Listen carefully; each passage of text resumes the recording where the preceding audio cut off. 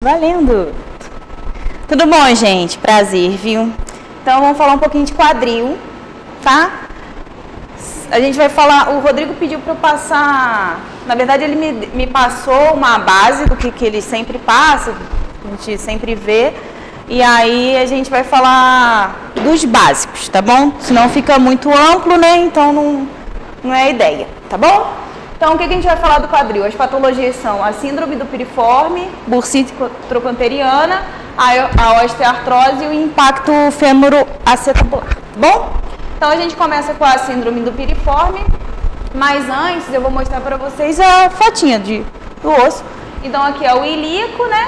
E aí eu só grifei os pontos que normalmente a gente palpa em avaliação, assim. Então, a gente tem as espinhas ilíacas, anterior e pósteros. O acetábulo, por conta que a gente vai falar do fêmur, e o fêmur se encaixa ali, tá bom? Aqui. E o ilíaco, ele é dividido de 3 ossos, né? Que é o ilho, o pubis e o isquio, tá bom? Então, os 3 se unem e formam um ilíaco, tá bom? Junto dele vem o fêmur, porque o fêmur faz a composição do quadril em relação ao movimento que a gente vai falar e lesão, tá? Então, no fêmur a gente tem a cabeça, o trochanter maior, o menor, o colo, a fóvea e as linhas, beleza? Pode passar, Vivi. E aqui é um quadril, que ele é composto pelo sacro, os ilíacos e os fêmurs, tá bom? A gente tem as articulações que compõem o quadril, que é a coxa femoral, que é o que vai interessar pra gente hoje, tá? Então, a gente vem aqui, ali na cabeça do fêmur, tá vendo? Sai um ligamento, que é o ligamento redondo, tá? Que ele se insere lá dentro do acetábulo. A gente tem um dentro do acetábulo também, que é o acetabular transverso. E aí, a gente vem com os outros ligamentos que compõem, que é o infemoral, o isquio femoral, o pubo. Tem a bolsa ali, tá vendo? Que é uma bolsa de proteção que fica entre os ligamentos, tá bom? Para conexão. E aí esses ligamentos meio que a gente vai falar na hora das lesões, tá bom? Isso aqui é interessante a gente falar, por quê? Porque muita gente faz principalmente a extensão de quadril, achando que o quadril vai muito lá atrás. E a extensão e a flexão e a adução do quadril, ela não é uma amplitude gigante, não, entendeu? De flexão, que é o maior que a gente tem, a gente está em pé, ele vem a 120 graus. A extensão, ela só faz 20 graus. Então, a partir do momento que passou de 20 graus, não é mais quadril, é lombar. Entendeu? Então, muita gente faz lá, vou fazer glúteo, vou fazer extensão de quadril. Aí, vai o máximo de extensão que consegue, já passou do quadril, entendeu? E esses aumentos de amplitude que vêm ocasionar muito tipo de lesão, tá? Então, fica atento muito o quanto que a gente pode fazer o movimento de quadril. Quando é focado em quadril, tá? Então, a flexão a gente tem 120 graus de máximo, a extensão 20 graus, a abdução 40 graus, a adução 25. Quando a gente está com o quadril neutro, a rotação externa 45, né? E com o quadril fletido 90. Aumenta por quê? Por conta de abrir o espaço entre o acetábulo ali no quadril, e aí a cabeça do fêmur vai ter muito mais espaço para girar, tá? Mesma coisa na rotação interna, tá? Então, com o quadril neutro 35 e quando ele está fletido vai a 70, tá bom? Então, passou disso, é outra articulação que está fazendo o movimento, não é mais quadril, tá? E aí a gente vem para as patologias, que a gente vai começar com a síndrome do piriforme. A síndrome do piriforme, todo mundo sabe onde está o piriforme, então está lá no meio do bumbum, aqui no meio, tá? Ele é lá profundo, ele é bem profundo. E aí a gente vê que, tipo assim, muitos têm a síndrome do piriforme, mais mulheres do que homens. A Vivi, inclusive, se eu não me engano, tem a síndrome. E ela é ocasionada por uma... no nascimento, né? Você nasce com a síndrome, não desenvolve, tá? O que é? Ele é em formato de triângulo, ok, ele vem lá do sacro, se insere lá no trocânter maior. Aí, tem pessoas, pode passar, Vivi, isso é um piriforme normal, que ele vem aqui, ó, não sei se eu vou tampar para vocês, isso aqui é o piriforme. Embaixo do piriforme tem o ciático. O ciático passa logo embaixo dele. Quem tem a síndrome, o que acontece? Ele bifurca em fibular e tibial e o ciático passa no meio dele. Entendeu? E o que acontece? Imagina, tem um nervo que é super comunicativo, a gente fala neural, e aí vem um músculo que ele contrai e relaxa, e aí o ciático passa no meio dele. Toda vez que eu contraio ou que eu crio uma contração excessiva, ele vai e esmaga o ciático. E aí muita gente relata a dor como se fosse uma hérnia de disco, tá? Que a gente vai falar aqui também.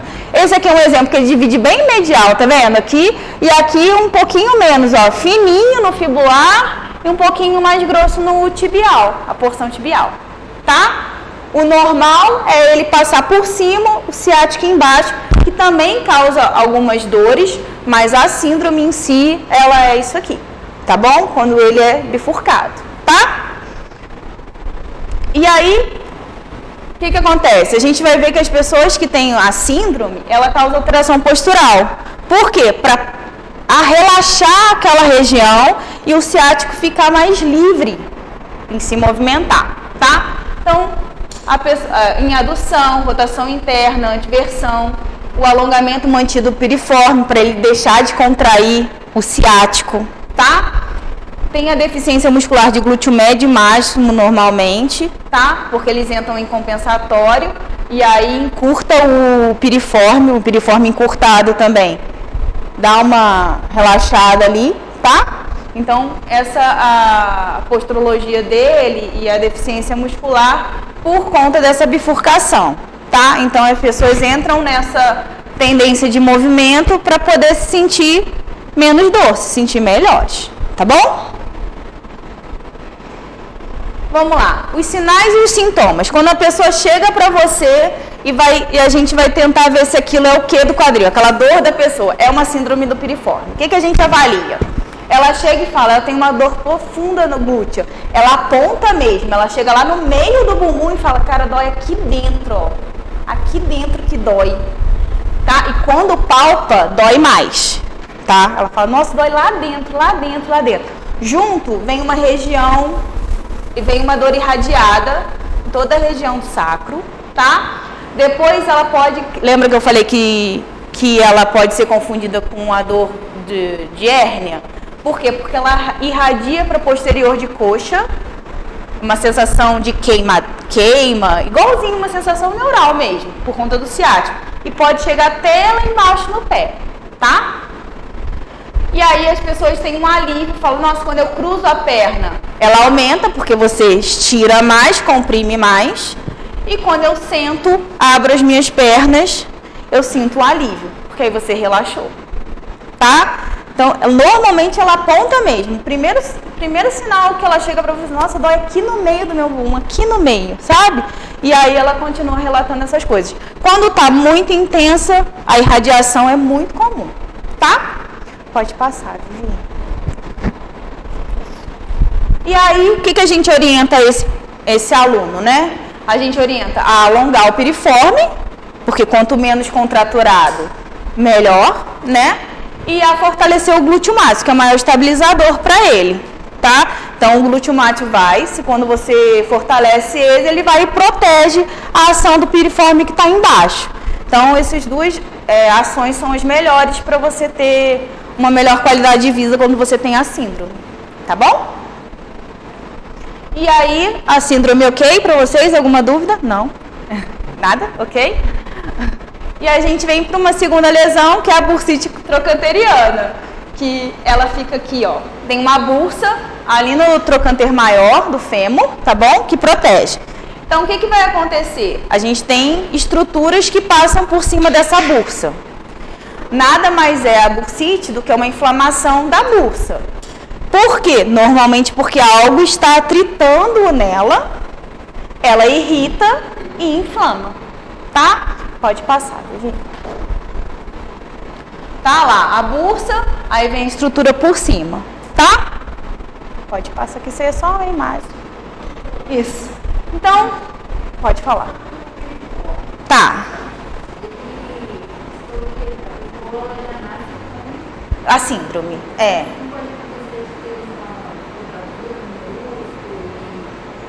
rompimento, não, porque depois acontecer a síndrome. A pergunta dela é se por um acaso a gente pode desenvolver a síndrome do piriforme. A gente não pode, porque o ciático, ele vem lá de cima. Então, quando ele bifurca e desce, entendeu? Ele não vai conseguir, tipo, por algum motivo, o músculo abrir e envolver. Só se você romper fibra muscular, você entendeu? Não, o piriforme mesmo, piriforme comum da maioria da população, ele não bifurca. Ele é um triângulo inteiro que vem do sacro até a cabeça do trocânter maior, por cima do ciático. E aí, quem tem a síndrome, ele é bifurcado. E aí o ciático vai e passa por dentro dele. Entendeu? Isso, o ciático vai bifurcando e vai virando nervo. Isso, é depois. Tá? Imagina. Vai lá, Virginia. Isso, então o que acomete a bursite, né? Qualquer bursite, na verdade, ombro, onde nosso corpo é cheio de bursa, mas no caso do quadril, que a gente está falando da trocanteriana. Então, vem a tensão da banda iliotibial, que é a face lata, que ela passa aqui. Então, se ela estiver tensionada, ela vai atritar, tá? Que é onde ela se insere ali.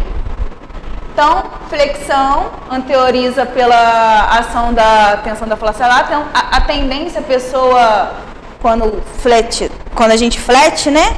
Ela tensiona aqui, ó. Ela puxa a face lá e atrita, tá? E na extensão, a ação do glúteo máximo também puxa e faz ela friccionar, tá bom? A pessoa relata, assim, tipo, eu não consigo ficar muito tempo sentado. Não consigo, eu tenho que ficar levantando toda hora para sentir conforto, porque dói. Então, quando eu levanto, eu sinto conforto. Quando eu sento, incomoda. Eu sento, daqui a pouco começa a doer, eu levanto, porque ela tensiona e fica pressionando a bursa ali, tá?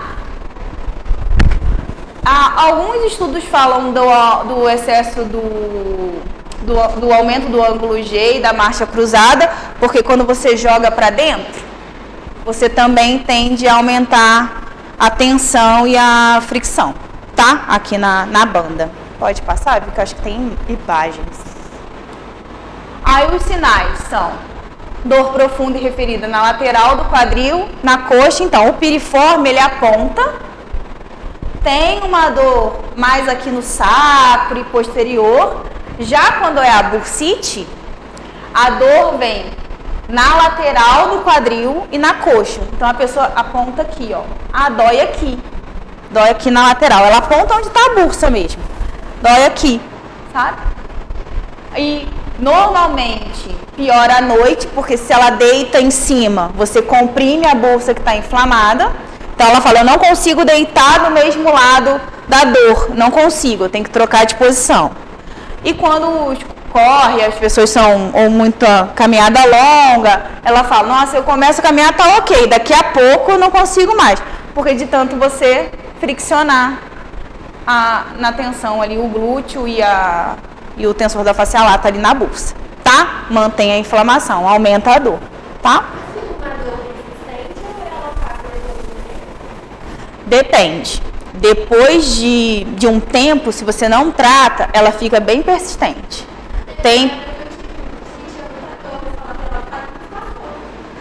Depende.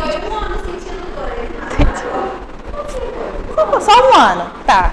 Então, pode ter sido, entendeu? E aí, às vezes, sei lá, você começou a treinar ou mudou a forma de movimento, e aí ela parou de friccionar, tensionar, desinflamou. Tá? Pode ser. Então, a gente evita muito flexo e extensão do quadril, né? Porque Atritou, atritou, atritou, atritou. Então, o que a gente aconselha quando a pessoa tem a bursite? Vai fazer um fortalecimento isométrico. Agacha, fica. Tá? Evita ficar atritando, não fica movimentando o quadril, não. Tá? Unipodais, porque os exercícios unipodais. Imagina, eu tô aqui, aí eu fico jogando nela para estabilizar. Meu quadril tá lá, estabilizando. Tá atritando. Tá aumentando a inflamação. E aí a gente aconselha a fortalecer glúteo médio e máximo, porque estabilizadores do quadril. Glúteo médio e máximo a gente fala o tempo todo. Quem estabiliza quadril? Glúteo médio e máximo. Quem estabiliza? O tempo todo a gente usa glúteo médio e máximo por conta de quadril. No geral, em problema de quadril, a gente fortalece glúteo médio e máximo, tá? Que eles são os estabilizadores. Alonga a banda, né? Porque se ela está tensionada e está atritando, se a gente alonga, vai evitar o atrito aqui na bursa, vai lubrificar um pouco mais, vai ficar mais confortável o movimento, tá? E evita durante a dor, durante esse tempo de agudo principalmente, deitar em cima do lado acometido. Então, por quê? Tá doendo? Eu não vou ficar esmagando ela mais, vamos deixar ela recuperar, tá? Bursite, alguma dúvida? Tem algum grupo de pessoas que é mais suscetível? Por exemplo, idade? Não. Não sei te falar, na verdade, assim. Do piriforme eu sei que é mais mulheres que homens, por conta da anatomia pélvica. E se eu não duvido, assim, a bursite tende a ser também. Porque a anatomia do quadril, do sacro ali, do quadril em todo, da mulher e do homem são bem diferentes. E a mulher é mais aberta, então tende a ter o quadril maior e aí a possibilidade de atrito maior. Mas eu realmente não sei estudo de caso sobre isso não, tá? É uma opinião minha. E aí a gente vem para a osteoartrite, que é uma degeneração. A gente tem ali, ó, a cartilagem hialina, que lá é bonitinha. Lá é o que todo mundo deve ter, o primeiro aqui, tá? E aí, por algum motivo, ela vai desgastando, vai quebrando aquela cartilagem. E aí vai quebrando, e aí vem o osso, e o osso também, tá vendo, ó? Vai criando a osteoporose, a artrose, tá? E aí, isso aí tá lá na cabeça do fêmur com acetábulo, tá? Pode passar, gente. Então, femoral e acetabular, então o acetábulo e o fêmur ocorreram o desgaste, tá bom? Normalmente vem com as pessoas que têm umas doenças pré-existentes, uma degeneração já mais comum e tal, mais idoso costuma ter, tá? E biomecânica, a pessoa que força muito a cabeça do fêmur contra o acetábulo, que atrita demais, vai ter mais tendência a ter o desgaste, tá? Quanto mais você atrita a região, mais ela vai sofrer algum dano. Tá? Então, o que a pessoa relata para você? Lá no piriforme, a gente relatou pontual, mais posterior e irradiado. Na bursite, é bem lateral aqui. Ela fala, dói aqui, às vezes aponta na bursa, sabe? E aquele lance, deitado, os movimentos que acometem. A bursite não irradia, ela fica local, tá? Ela é bem na região do acetábulo aqui, tá? E aí essa pessoa vai relatar que de manhã é o pior momento para ela, ou quando ela fica muito tempo parada e ela tem que se movimentar. O quadril tá duro, tá doendo, tá? Então ela fala, e ela relata que como o acetábulo tá aqui dentro, né? E o fêmur. Como tem um atrito ali, logo depois, né, tem o pubis e tal, ela relata dor inguinal aqui, ó. Tá? Então ela vem e começa essa dor que vem para médio e da coxa. Então tem uma foto ali que vai mostrar direitinho o desenho que ela faz, tá? Ela perde amplitude de movimento, de rotação interna e abdução, porque não tem, né? Vai impactar e vai doer. A marcha fica com o quadril mais rodado para lateral, para poder relaxar, tirar um pouquinho o atrito com o acetábulo e a cabeça do fêmur. Vem a dor lobar associada porque ela fica mais fletida. Ela fica com um pouquinho de déficit de extensão por conta do impacto também que acontece, tá? Então a pessoa começa a andar mais assim, ó, bem veinho mesmo, ó. Entendeu? Por conta da dor. Se eu não me engano, lá, tá vendo, ó? O vermelho ali, ó. O azul é a dor e o vermelho, a gente fala que pode ser uma dor referida também, mas o mais comum é o azul. Ele vem ali na região da virilha e desce, tá?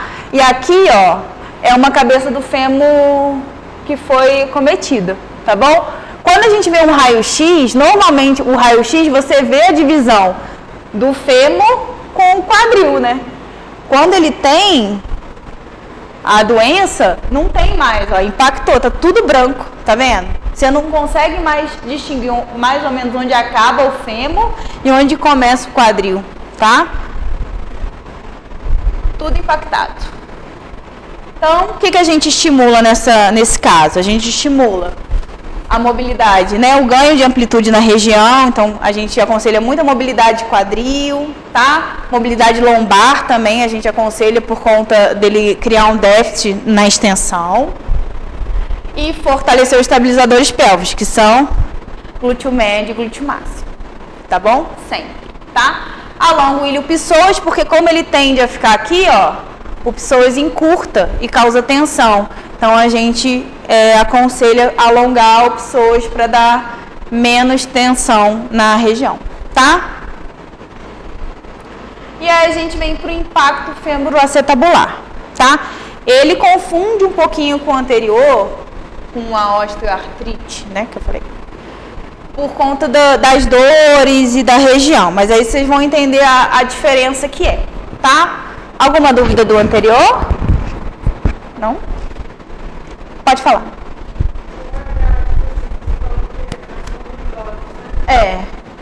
Mais comum pelo desgaste, né? Não, mas não é impossível ver em gente mais nova por conta de doenças reumatológicas também não.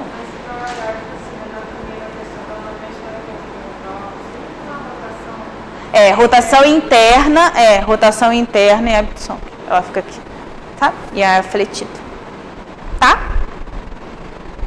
Então, vamos pro impacto. O impacto, o que acontece? Aqui tem, eles relatam hoje, acho que nem fala tanto mais desses três modelos, tá? Que a gente fala do pincer, que é quando cresce uma ponta óssea, sabe?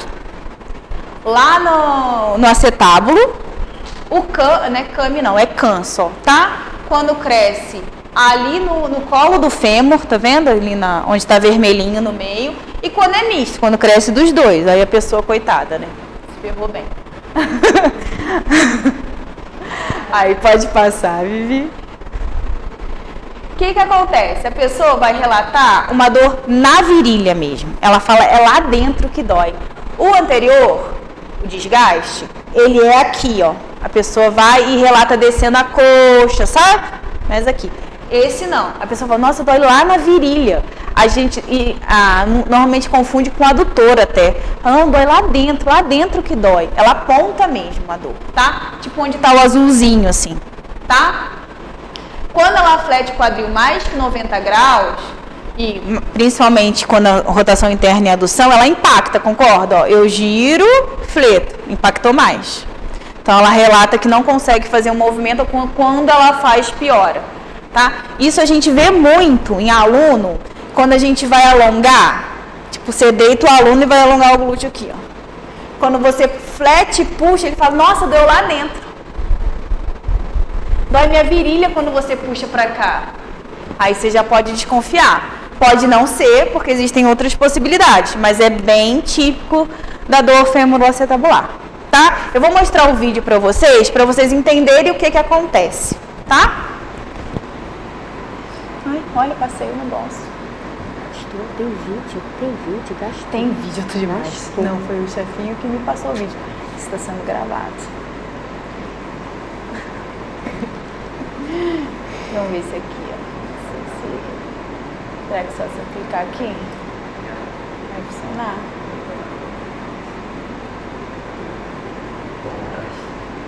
Será que é esse? Aqui, ó, vai funcionar, caraca, hein? Vivi, você passa pra mim? Olha só. Ali nós temos o fêmur, nós temos o acetábulo, o quadril, tá? E o vermelhinho, ó, é onde foi acometido, tá bom? Então criou um calo ósseo ali. Quando ele se movimentar, você vai ver que ele impacta, ó. Olha lá, bateu. Tá? É isso que acontece. Não quero ficar na frente de vocês, tá? Então, ó, ele vai mostrar de novo, ó. Girou, fletiu, pá, bate lá em cima. Entendeu? E aí você imagina isso durante o dia. Ele movimenta, bate. Ele movimenta, bate. Ele movimenta, bate. Movimenta, bate. Tá vendo? Aí vai comendo o labro e vai criando lesão. E aquilo vai ficando crônico e vai dando mais degeneração e mais dor. Tá? Não sei se tem algo mais interessante no vídeo. Mas eu acho que ele fica só impactando mesmo. E fica impactando. Esse movimento é o pior para ele. O pior movimento que tem para ele é esse, tá?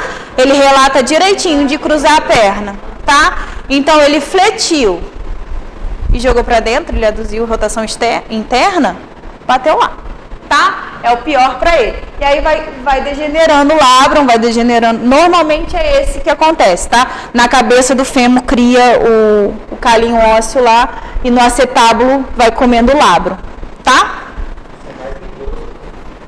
Em idoso acontece também, mas a gente não vê só em idoso, não. A gente vê em umas pessoas mais novas também, tá? Conseguiu ir, Divino? Aqui. Isso. Ai. O que fez isso, tio? Ah, voltou. Pode passar. Então, o que a gente orienta? A gente sempre orienta o ao contrário do que dá dor, concorda? Do que impacta. Então, a gente orienta... Minha assistente está com... Não realizar flexão de quadril acima de 90 graus, né? Porque é o que causa. E quem que a gente vai fortalecer? Glúteo médio, glúteo máximo. Porque eles estabilizam o nosso quadril. Tá bom? Ah, acabou, nem sabia. Uma dúvida, gente? Não? Então, síndrome do piriforme, a dor bem pontual, irradia por conta de ter o ciático, né? A segunda é a bursite, né? A bursite lateral, onde tem a bursa mesmo, fica nessa região. Aí vem a osteoartrose, que é a gente tem a dor para virilha, mas mais coxa e desce. E aí vem a fêmuro-acetabular, que aí a pessoa fala, não, é lá dentro que dói, tá? Todos eles, a melhor solução é a gente fazer a estabilização pélvica. O que a gente tem que ficar atento é o movimento que não pode ser realizado neles, que são os movimentos que aumentam a lesão que ele já tem, tá? Então é isso que tem que ficar atento em tudo que é tipo de lesão articular, principalmente. O ângulo que você pode trabalhar naquele aluno, tá bom? O que você não pode fazer é muito importante saber, porque você fazendo o mínimo para ele, no caso, sabendo o mínimo, é o que vai salvar ele. Você fazendo qualquer coisa que não pode, já era, entendeu? Você não vai estar ajudando ele não, você vai estar piorando a